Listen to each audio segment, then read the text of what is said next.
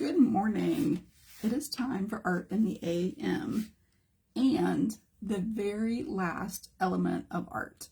We have been doing the elements of art during the month of March, and just as a quick little review, we started with color, and I'm noticing that I need to redo my letters there.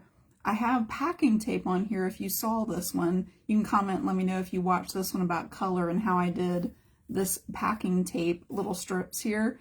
And I did a Posca pen on top of here and it did not stay. So I need to go over that, or maybe even put stickers, or so a little tip for you. I guess Posca pen does not stay. Maybe I'll try a Sharpie marker. So we did color. That was the first element of art. There are 7 elements of art, and today we're going to do the 7th one. On the second week, I did 3 all together, and what I've been doing on the back is the definition, synonyms, antonyms, sometimes a quote, and what color is associated with that word. That worked for the other words. It hasn't really worked very well for the elements, but on this week, I did line, shape, and space. So talking about different types of lines that you can make, the types of shapes, and then the space that's like around the shapes. And then I did texture, and for the texture page, I have been slacking because I did not finish. I talked about 4 different types of texture, which are actual texture, implied or simulated texture, abstract, and invented. Those are the 4 different types of texture. So I still need to finish that one there. And then last week, I talked about value. And actually, I put value and this week's word together. Let me know if you got my text, because you already know the word, and if you looked at the description of the video, you already know the word for today. You can put it in the comments. But last week I talked about value, and I would say value, along with the word today, are 2 of the most important and underused elements of art that I see with people that are struggling to make things look what they think they call realistic. And really, I feel like what most people are saying when they say that they want things to look more realistic, they need more values and they need to create more form. And form is what we're going to be talking about today, but it's going to go together with the values. You have to understand the values to be able to create forms. And a form is really just the 3-dimensional qualities of a shape, which we talked about. So I'm going to tell you about 2 different kinds of forms and give you examples of 4 different ones. And then I'm going to put some of that on my page today. I'm using this awesome watercolor book, and it is, I think, like a 4.5 by 8.5, but instead of having it this way, it's turned this direction. It has really nice watercolor paper in it, and it's been working out really well for any kind of mixed media that I want to do. And that is really important to me, to have paper that I can paint on, that I can glue on, that I can do watercolor, all of those kinds of things. So this I highly recommend. I do have it in my Amazon shop. If you don't have the link to go to my Amazon shop, just put Amazon in the comments and I will make sure and get that to you. Hey, I see Sue. Hi, Diana. Hi, Loretta. Loretta said she got her text. Good. If you don't get my text messages, usually like once a month. Oh, let me take a drink.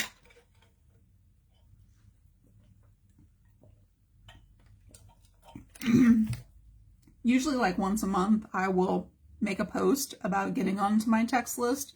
This is my text that I only send if I'm going live, and it's usually just once a week for the Art in the AM videos.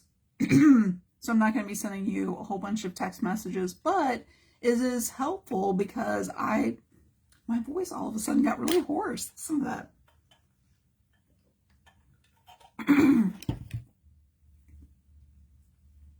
Let me see if that water helped.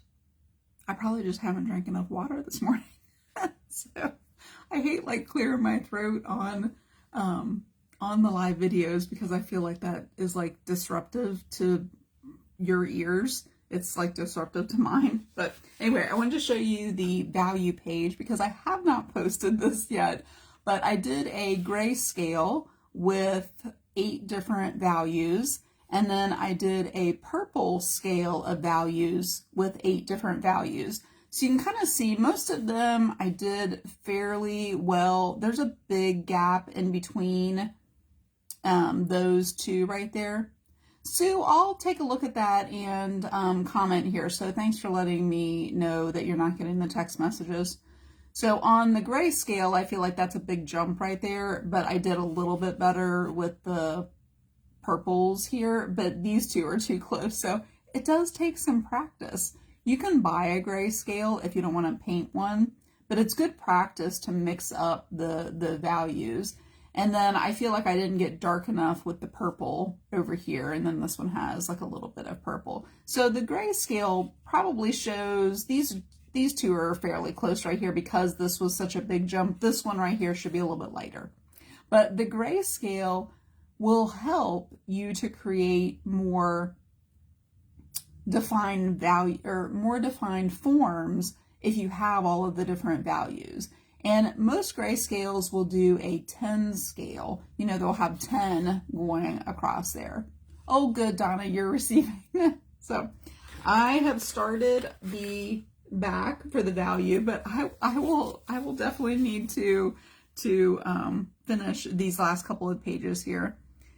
Yes, Loretta says values are so important because they do all the work, and she does a value study before creating the art. And I don't have, I think that that's a great practice, is if you can take an image that you want to paint or even an image that you've done that you're not sure what's missing, if you take a photo of it and then put it in black and white, you'll be able to see whether you have all of the values there, because you need some white. Usually that's where your focal point is. It's your brightest color, not necessarily white, because if you are using, you know, this has a little bit of purple in it, but it's your brightest color. It has to be the brightest area. That's usually what your eye will go to first. And I'll tell you a little trick about values and forms as we get started too. But you also have to have the darkest dark in there, almost black. Hi, Shannon. Most people stay kind of in these values, and their art is not very dynamic. It's not very interesting. It doesn't really show form very well if it doesn't have some lights and some darks. It's just kind of like hanging out here in the middle. You want to have that full range of all of those values. So I'm going to talk about form today, and I'm going to talk to you about the 2 different types of forms. Not the examples of forms, but the 2 different types. And I definitely have a preference for one of them. I always have. It just always comes up in everything. And, oh, I see Judy, my mom, popping on. Loretta, I'm sure that it's colder here than it is there. I know when you live in Florida, you get used to different temperatures being cold, but it is actually a little cooler here. So let me ask you if you know the 2 forms. What are the 2 different types of forms? And then I have 2 different very important announcements to tell you too. I'm gonna take another drink. Oh, Sharon, that you can watch the replay. You can come back here on my page and watch the replay. I usually pin it to the top so it's easy to find. But do remember that the video is freezing. I understand, Loretta. So sometimes you have to go out and come back in. I haven't gotten anything on my side that it's running slow or anything. But do remember, after 30 days, these videos are not being saved on, oh, I just did get the slow connection. These videos are not being saved on Facebook. So after the 30 days, you want to make sure that you are subscribing to my YouTube. I have been ever since February 19th when that announcement was made, putting videos over onto my YouTube. So just put YT in the comments and I'll be able to see that really quickly if you want my link to the YouTube directly. I have been sending it out with the replay on Monday evenings with the replay of the video, also with the YouTube link to get over to there too. And, oh, buffering. Yeah, Loretta, if you're on your phone, sometimes that happens because it takes a little while to load up. So I asked, what do you know the two different types of forms? And I have two pieces of paper here. I'm going to go ahead and show you on my table. I have these two pieces of paper that I am going to show you. Ooh, if I can get my stand from not moving. Let's scoot it over there and see. Ooh. I have a Sharpie, and this is the back of the papers because I'm going to draw the two different types of forms on here. And I'm going to show you some different examples and the four different types of forms. The four different examples. I'll say examples. So there's two different types. So two different types of the form. And I definitely have a preference for one of them. So I'm not going to write what they are on here. I will just tell you because it'll be backwards for you.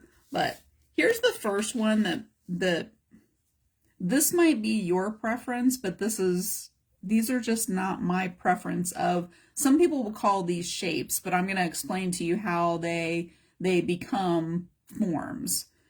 One type of form is geometric. Geometric shapes that are created into forms to look three-dimensional. So, when I just talk about a shape, there's a square, there's a circle, that kind of thing. But the form is the three-dimensional. It has width and length and height. So it has like all three of those, even if it's represented by the different values. Anyway, getting kind of deep into the different types of forms. Oh, I forgot I had those on here. Those are there. When you're doing geometric shapes, they can definitely be, that kind of geometric shape, but they can also just be your own, just random shape that has straight lines. That's how you can tell if it's a geometric shape.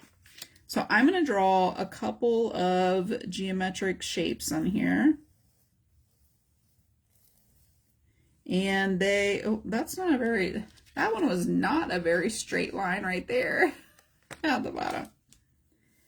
Okay, so let me go ahead and tell you one of the announcements that I have for you. So tomorrow is April 1st, right? Tomorrow is April 1st. It's a new month. And it is the day that Art in the AM, I'm going to do 5 geometric shapes there. So the first type of form is a geometric form. The next one is an organic form. And an organic form has curved lines. So yes, it can be a circle, but I kind of like, different types of organic shapes. Organic shapes are definitely my favorite. I just prefer curved lines, wavy lines.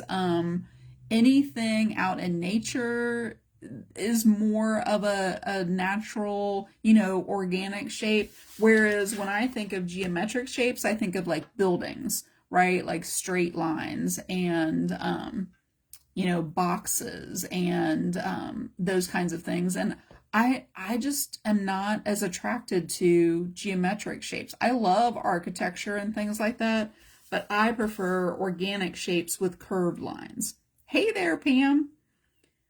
I would love to know, which one are you? Do you like geometric shapes better that will turn into forms? The geometric with the straight lines, or do you like the organic shapes better? So I have 3, I did 5 over here, so I'm going to go ahead and do 5 on this one too. Oh, that one kind of looks similar to this over here.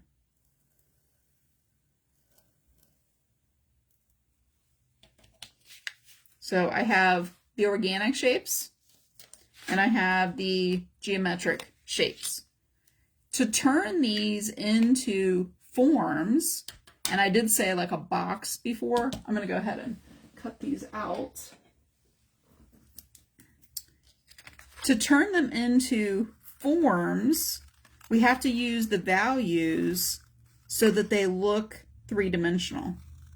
And there are 4 different examples that really, if you know how to add values, which a lot of people call shading, if you know how to add values to these 4 shapes to create forms, you can really create just about anything that you want.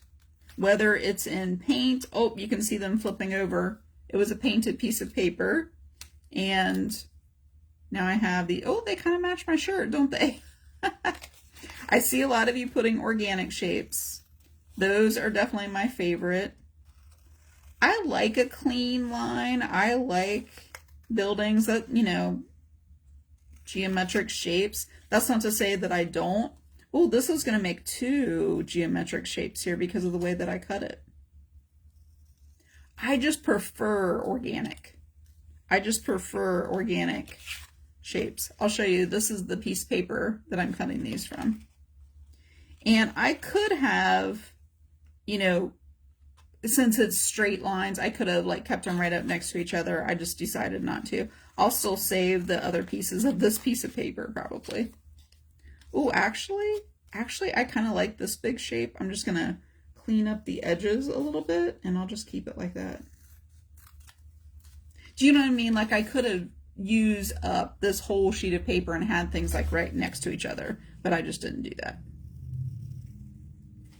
Because of the way that I'm cutting, I could make more geometric shapes out of here. I just figured that I probably wouldn't be able to fit very many on the page in my journal. Okay, there are 4 different shapes that I'm going to show to you. Well, I'm going to show you one of them. I'm going to tell you the other 3. That if you can apply values to these 4 and get them looking three-dimensional, see, oh, I like that one. It's got that little white texture-y little part in there. And then I'll save this piece of paper and be able to get some other things with it too. And then here's this one. It's a little bit lighter pink. The same with this. I could have done shapes right up next to each other since it's all curved lines in here, but I just decided to draw them so you can see the shapes in there. Okay, there are 4 different forms. And here's the difference between a shape and a form. You'll recognize this one. A shape is a circle. Do you know what the form is called? The 3-dimensional version of a circle? What's the 3-dimensional version of a circle? Okay, I was also going to tell you, tomorrow, April 1st, is the 5-year anniversary of Art in the AM. 5 years. 5 years I've been doing videos on Monday mornings at 10:30. And actually it started off with more than that, but I've been consistently doing the Monday at 10:30. So tomorrow, I'm going to do a live video to celebrate the 5 years of Art in the AM. I don't know when it's going to be. And that's why I didn't set up an event or anything for it, because I don't know exactly when it's going to be. In order to know when it's going to be, you need to get the text message. I saw Sandy put a sphere. Yes. The form, the three-dimensional word for a circle is a sphere. So that is one of the shapes that you can create. And if you know how to shade a sphere or shade a circle to make it look like a sphere, there's really a lot of different things. Really, if you kind of master the sphere, you will be able to make so many more things realistic. And I'll tell you a little trick as I show you an example of a sphere here in a second. One of the other shapes is a square. What is the three-dimensional version of a square? If you know how to shade a square, what does that become? What's the three-dimensional version that has height and width and length? And I'm going to show you these as I have them all cut out here. And then I'll save these little pieces because that's kind of fun. I could actually make those into something. And then I'll show you these. I love these organic shapes. Look how fun. And that painted piece of paper just makes them more interesting on there. Oh, I love this one that has the dark. Sandy put a cube. So a square. Oh, this one might be my favorite right here. I think that one's my favorite. All kinds of different values in there, so I love that one. And then I like this little shape too. Like that one. Okay. The third type of shape, and I'm going to save all these little scraps here. The third type of shape is a triangle. Oh, and I told you the form that you make. If you can shade a triangle, it is called a cone. The fourth one, trying to think of how to describe. I guess it would be a rectangle. I don't know if that's a good. This one might be harder for you to guess. So a rectangle, I don't know if that's exactly the right word. You have a sphere, a cube, a cone, and the last one I will just tell you. Does anybody know what it is? I'm going to start gluing these on here. Does anybody know what the last? I'm using one of these little pieces of parchment paper that you can get at the Dollar Tree. I've showed these before. I don't know where my box is, but you can get little pieces of parchment paper that are for putting in between patties of meat, patties of meat, and I'm using them to be able to glue onto here. Donna says an ice cube. That one actually is the square. That's a cube. And yeah, definitely if you know how to shade and add values, let's say I want to do organic and then geometric over here. I'll leave a little bit of space to write geometric up there. The last different type of shape that you can create into a form is a cylinder. So if somebody wants to type all four of those, you have a sphere, a cube, a cone, and a cylinder. A sphere, a cube, a cone, and a cylinder. Those are the four basic types of shapes that if you learn how to shade those, you can create just about anything. And I'm going to show you a sphere that I have shaded and added values to. And I'm not sure why I didn't start gluing the organic ones first. And I'm going to show it to you in black and white with the grayscale, and I'm going to show it to you in color. And I'll point out the little trick that you can use, or how to remember kind of where the values. I actually had one of my Start Creating members ask in the membership over the weekend about creating. She didn't know that this is exactly what she was asking, but she was asking about creating forms. And specifically, it was animals. It was pets, your pets. And she wanted to know how to break that down. And I said, well, I'll do a lesson on values, because really that's what you have to figure out to be able to, well, this kind of looks like a quotation, or it could be like a comma. It looks kind of like a Nike swoosh. Maybe that's why I like it. Oh, I don't know if that was the right way to turn that one, because now I don't know if I can fit any of these other ones in here. Let's see if I can get this up.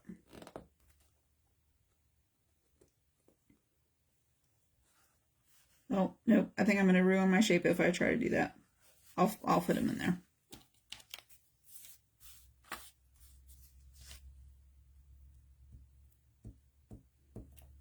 Okay, so the sphere is what I'm going to show you here. Let me get these glued on, and I will show you. And I'm pretty sure that I did this one as a live video. When you watch the live that I'm going to do tomorrow, I have a special little tutorial that I'm going to do. It is a revisit of, I don't even know if I'm going to fit all 5 of these on here. It's a revisit of the very first project that I did on, I think I'm gonna have to either cut these down a little bit. I should have laid them on there first before I started gluing them on. Let's see, I can put one more, my favorite one over here. I'm gonna do a special tutorial. It's gonna be a revisit, an updated version of the very first project that I did live on Art in the AM. And I'm going to have a special announcement during that video. I really want to fit that one in. This one is kind of similar to another one here. I'm going to see if I can get it up. Not really. Okay. In order to fit this one in here, I'm going to have to cut it down. I'm going to save my favorite little part here with the different values.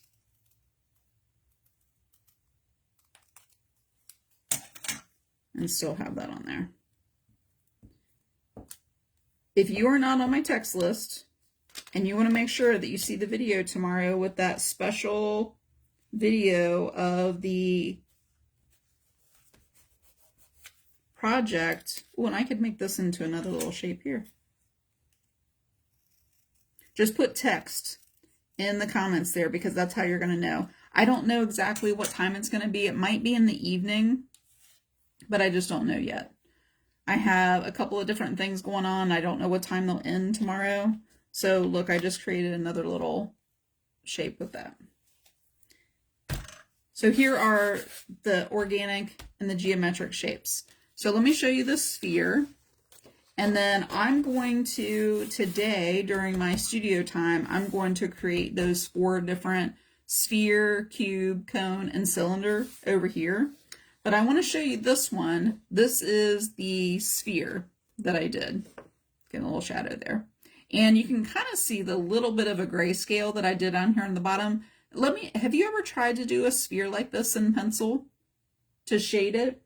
The best pencil to use for something like this is an ebony pencil, not your number 2 pencil, not just like a regular number 2 kind of pencil, but an ebony pencil will let you get this really dark black there, the darkest value. And this actually has like a little shading on here. So here is the trick. If you have not done, this is, you can tell by my finger, it's just a little tiny sphere.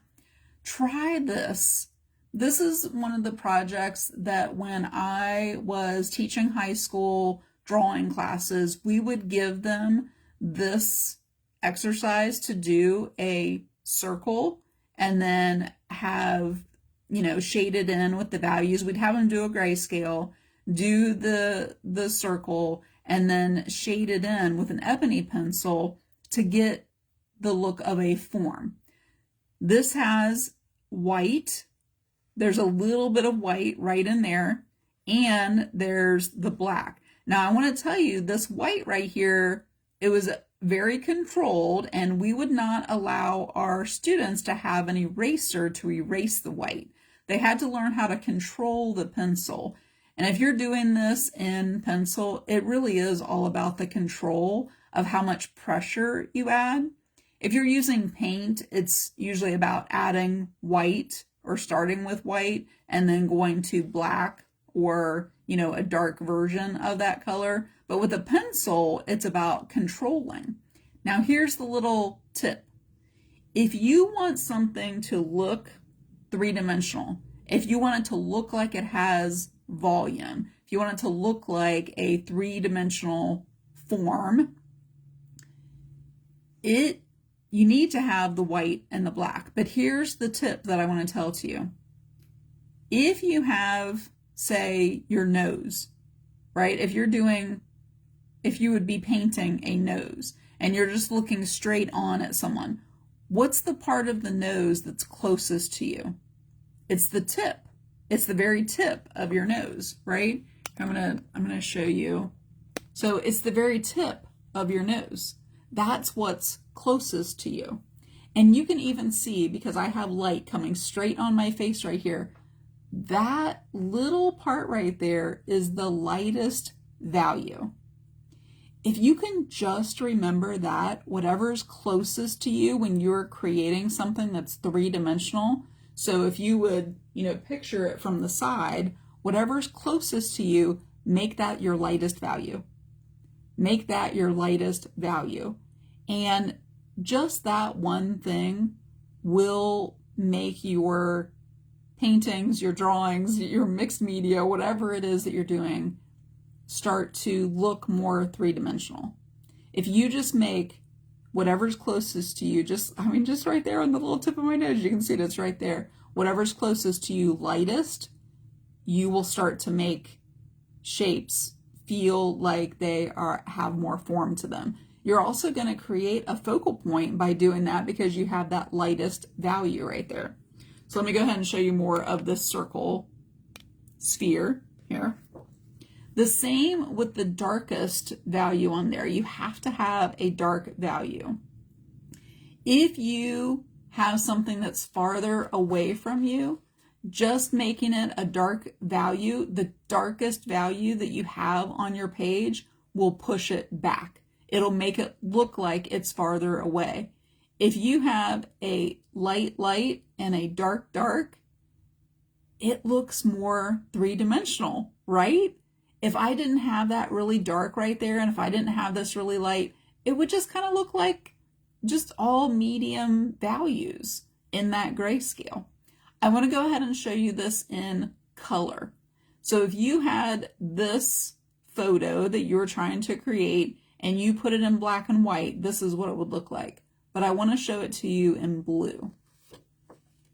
Here is the same sphere, but I've shaded it in blues. And I left the white just like there's the tiniest little blue, a little bit of blue in there.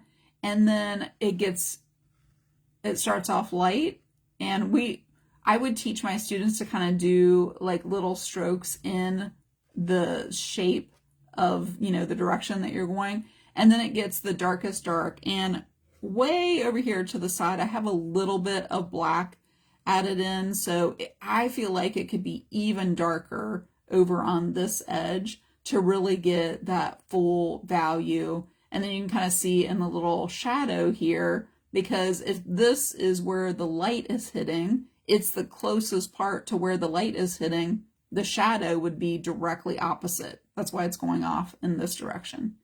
So is that helpful to be able to see what it would look like in black and white and then what it would look like in color, and to see the different values. To see if you want something to look three-dimensional, this is it.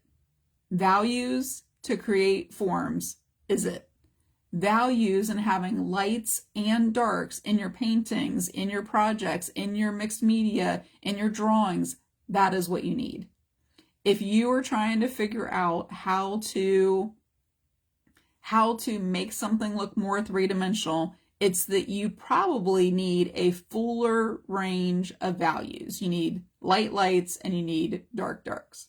Okay, that is your little lesson on form. And to finish up, the last thing that I want to tell you, I have another, oh, hey there, Lori. Yeah, that's a lot of what I learned, going through art education and learning how to teach art. These 7 elements, I'm telling you, if you study these 7 elements and do practice, your art will improve, and especially values. Just like practice some grayscales, practice the scales with your different colors, and practice transitioning and having those, try 8 values, try 10 values, try and see if you can get, more of an even value scale than I did right here, where it was like a big jump and like these are the same and then this is too big of a jump, and you want an even transition from each one of those, and that takes practice. It takes practice to know how much amount of paint. I think it's easier actually with a colored pencil, so try it with a colored pencil. I recommend Prisma colored pencils because they will blend for you the easiest. But next Thursday, if you are not in the Create-a-thon community, that is also where I'm going to be going live to teach an exclusive lesson inside that group. And I will put the link to that group here in the comments afterwards, but just put CC for Create-a-thon community if you're not in there. I think everybody who is on this video right now is in there, but I'm going to be doing a special lesson for our Art in Bloom theme, and it is going to be this fun little mixed media process, and I'm going to show you how to do these block letters here and show you this process of building up the grass and the sky and the flowers. You can see, do they look like hyacinths? That's what I was trying to make them look, and you can kind of see a little bit behind the letters there. Hyacinths always remind me of spring, and I love how they smell. So the hyacinths that are in here, and it's a process. And I have already put the supply list and the this photo so you can be able to see it. And there are 7 artists inside there. We're all going to be doing a different lesson. I'm really excited about the lessons.